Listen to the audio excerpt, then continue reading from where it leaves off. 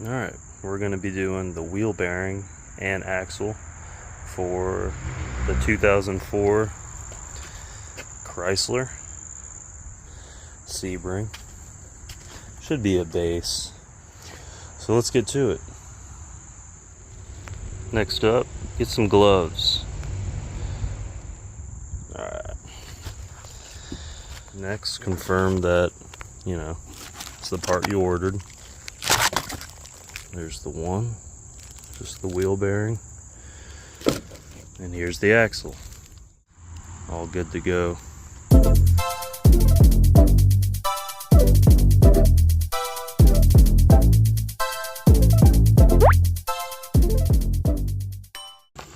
So, as we can tell, the grease is coming out of the axle. So I'm gonna clean that up.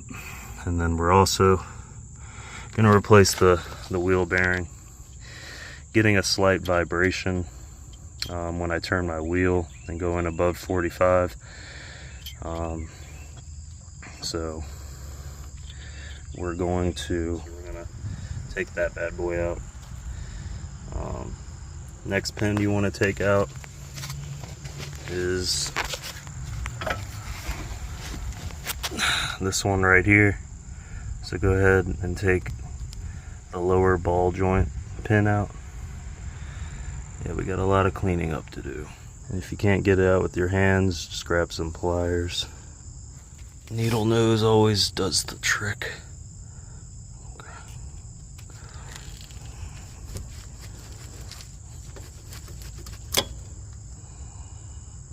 Next thing we're gonna do is take these rubber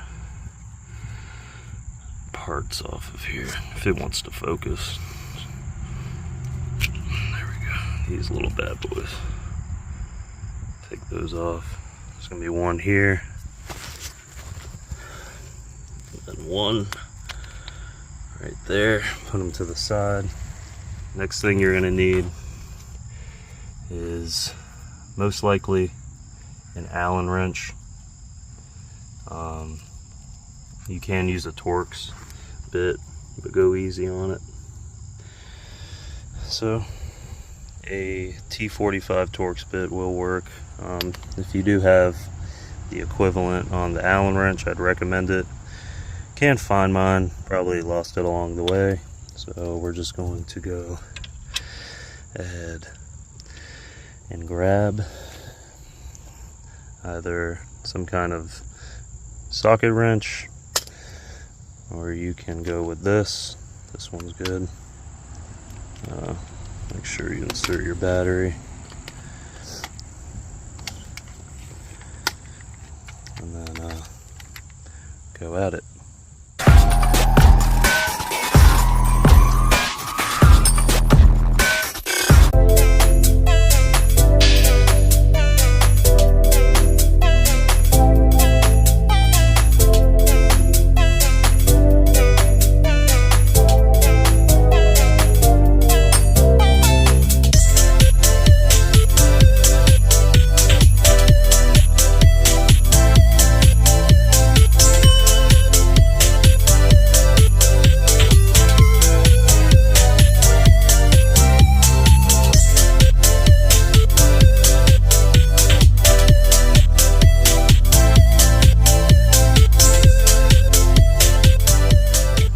Go ahead, find the piston, go easy, you don't need to go crazy, and just apply a little bit of pressure.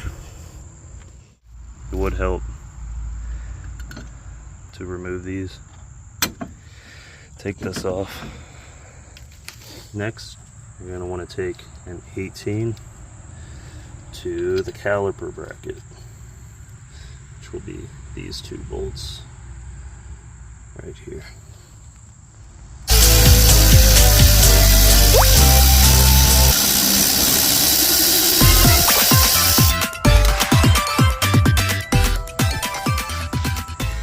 Bada bing.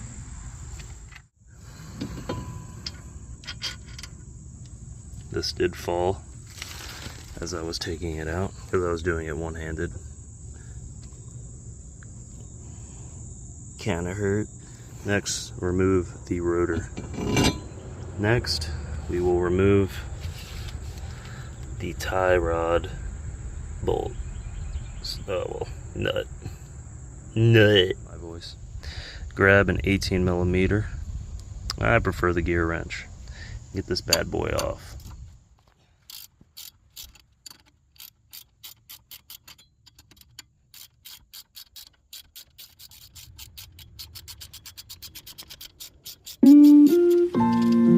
Basically get it to where it's about flush right there. Then you're gonna take a hammer, simply, oh no. Next, you're gonna want to remove this bad boy.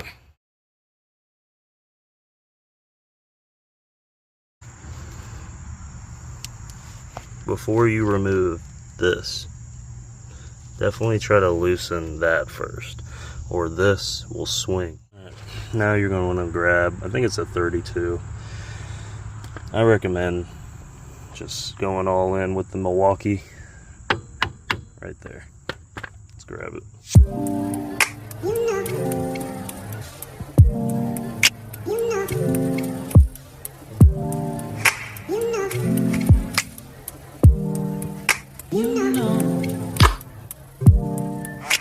Remove this nut now. Next, you're going to want to remove the shock. The shock bracket that mounts onto the lower control arm. So go ahead and take that off. So it's going to take an 18 and a 15 wrench. One side is 15. The next is going to be an 18. Okay. So go ahead and place it back on. And on the other side is a splined bolt. So just move the tie rod over a bit, grab a hammer, and just tap it out. Okay, and once you get that mostly out, you should be able to, so once you get the spline mostly out, and just slightly tap on it, you can either pull it or just loosen the pull. What I do is I take a socket, a 15, and then just loosen it out. Just go easy on it.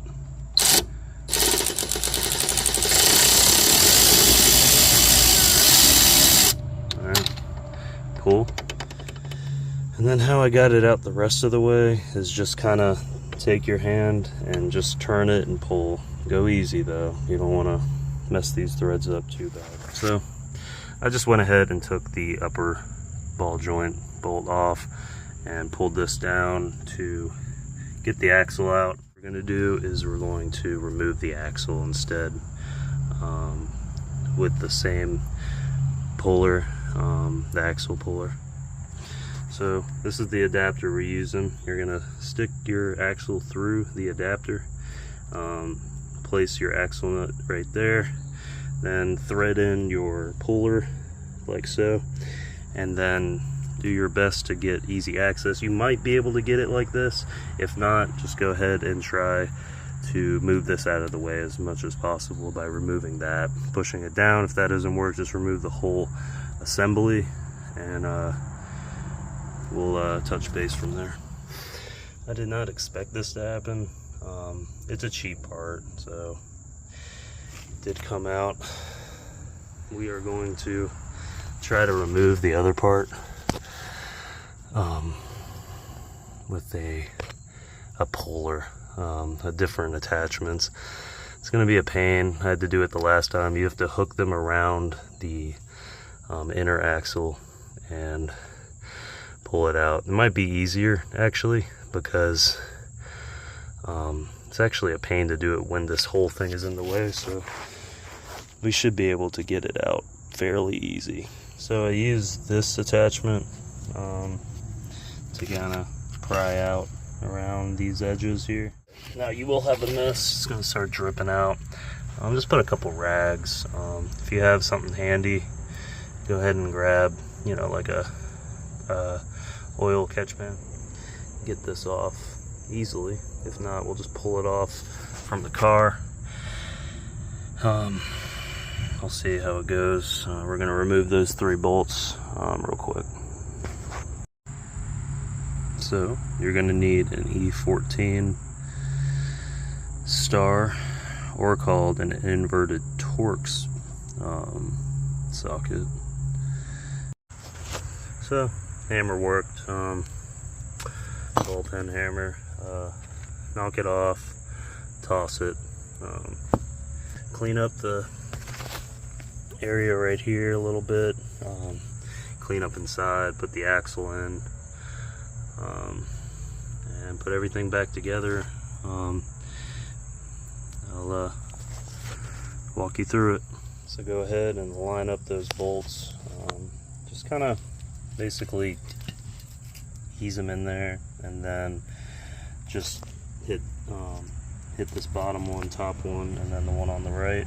And when you get it on the vehicle, just remember to torque it down, you know, snug. All right. It will press the bearing in. Make sure it's seated good. Should be good to go. Now that we have easier access, we can go ahead and insert the axle. Now the axles usually do come with the nut on it. I recommend you keep that nut on, and be careful of damaging the splines. So let's go ahead and insert that axle. I don't know if this helps, but sometimes I like to get a little bit of oil around the ring. Sometimes it helps, so try that out. It might help it sit in better if you're having trouble. I wasn't having trouble, but I don't want to have trouble, so we'll just add it and go from there. A good tip is to hang the opening of the ring. See that there's a line here. I don't know if that matters, but I'm going to position it where the line is. I'm wondering if that is top center. I'm not too sure, but definitely try to get that gap up so it hangs just a little bit. There you go. But honestly, take your nut and put it as close as flush as you can, and literally you're going to hit this whilst holding this straight and pressing in, and that should slide it right through. Definitely keep that that ring hanging. It did actually go in quite easy, and also be sure to lubricate it. It does help a little bit as well. Now we will begin by getting the wheel bearing back on the vehicle. First, you want to torque these 3 down. Okay, so be very careful when you're inserting this. What you're going to do is angle it a little off to the left, hook your upper back on, and then you're going to slide it. While you're slowly sliding it, slightly turn this wheel bearing until you catch it. You know, don't slam it in there. Old mechanic used to tell me, do not force it. If you're forcing it, you're doing it wrong. So restart, you breathe, and hopefully you're watching this video too. But anyways, while you're doing it, not, you know, after the fact. But I did this to protect the threads. You can do that too. Now you're going to grab your nut and go ahead and put that on. Okay. Right now, we're going to insert the lower ball joint, and then the tie rod. So to get the lower in, you're going to want to take this one off slightly and then get your bolt on. Once you slip it through, put your nut on there, and then you're going to jack up on this hub right where the lower ball joint is, and then just slam it up. Be careful though.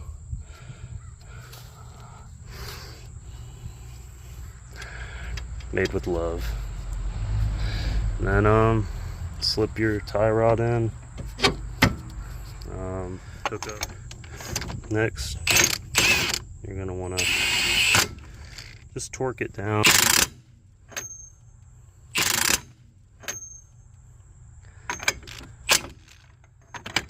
If it doesn't really turn anymore, you should be good. That boy is snug.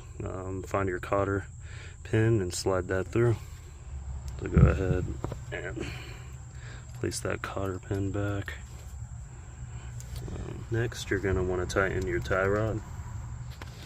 Before tying any of the ball joints down, go ahead and try to get this bolt back through for the strut mount.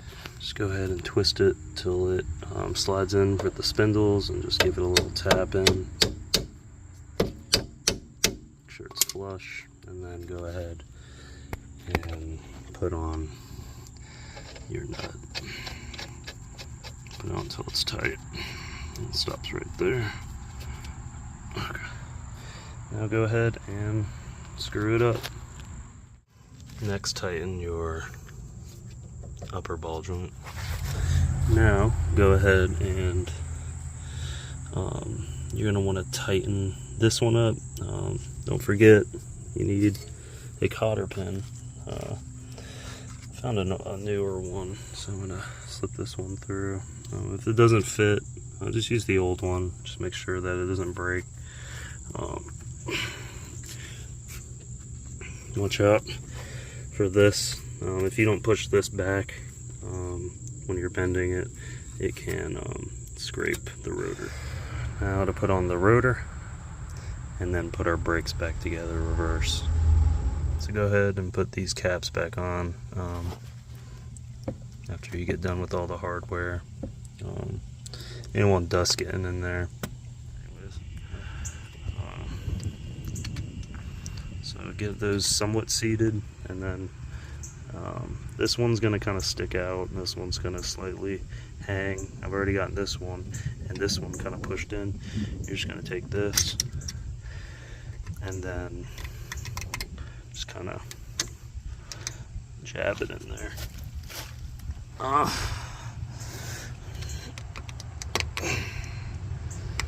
Once you get that, let's get something to push these in. I just use like the end of a knife or something, kind of jab them in there. Make sure these are seated right there, because this allows so this thing doesn't come out, because without this thing can honestly just slip out, or it just slips, so it's just tension. So make sure that's good.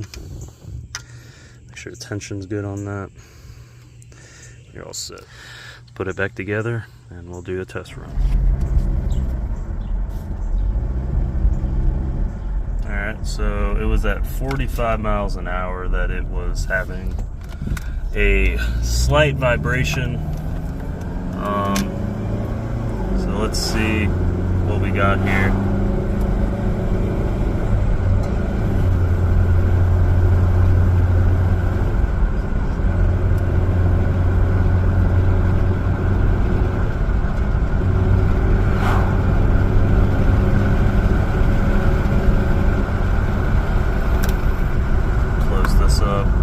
Vibration's gone, so we will check the fluid too, trying to get it to operating temperature, and then top it off with a little bit more fluid. Sure, like half a quart spilled out. So thanks for watching, guys. Try to post more of these anytime I'm fucking around with this car or any other one that I come across. Alright, thank you. If it turned out alright, like and subscribe for you. If not, bash me in the comments. Appreciate it.